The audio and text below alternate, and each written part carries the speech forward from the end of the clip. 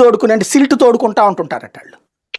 తర్వాత అమెరికాలో ఏదో ఒక ఊరు ఉందట, ఒక ఏరియాలో మాత్రం, ఒక రాష్ట్రంలో లూసియానాలో ఎక్కడో అక్కడ ఒక ఊరు దగ్గర మాత్రం అలాగా ఎక్స్టెండ్ అయ్యాక మొన్న వరదలు వచ్చేసి ఆ గోడ ఎట్లా కట్టారట, గోడ కొడితే మొత్తం దగ్గర నెల రోజుల పాటు దిక్కుమొక్కలేదట. ఇక్కడ ఎందుకు కాలిఫోర్నియాలో వరదలు వచ్చి కొట్టుకు చేస్తున్నారు. ఇప్పుడు మనం ఎంతసేపటికి కూడా భవిష్యత్తులో సమస్యలు రాని ఆలోచన చేయడానికి విజన్ అంటామా, జీవితకాలం సమస్యలు ఫేస్ చేయడానికి విజన్ అంటామా? అదొక జీవితకాల భారం అవుతున్నదే. దానికి ఏంటో పరిష్కారం ఎప్పుడన్నా ఆలోచించండి.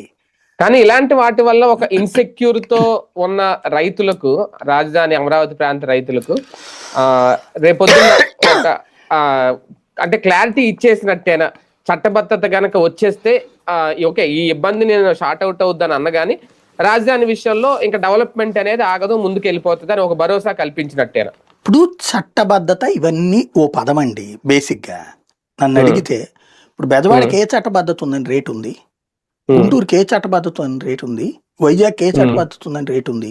రాజధాని అంటేనే వచ్చారు అక్కడికి. ఇది చట్టబద్ధత ఒక ఆస్పెక్ట్ కరెక్ట్, ఎందుకంటే తర్వాత ఎవడో మార్చడానికి వీలు లేకుండా గుడ్. కానీ వాట్ అబౌట్ ఫ్యూచర్? ఎన్ని తరాలు పడుతుంది అప్పుడు? నువ్వు ఏడాదికి వచ్చే సంపాదన ఇప్పుడు మొన్న జ్యోతోడే రాశాడు కదా, 92,000 కోట్లు ఎంత ఉంది ఏడాది సంపాదన. ఖర్చు 1,18,000 కోట్లు, 1,20,000 కోట్లు ఉంది. ఎక్కడి నుంచి వస్తాయి డబ్బులు?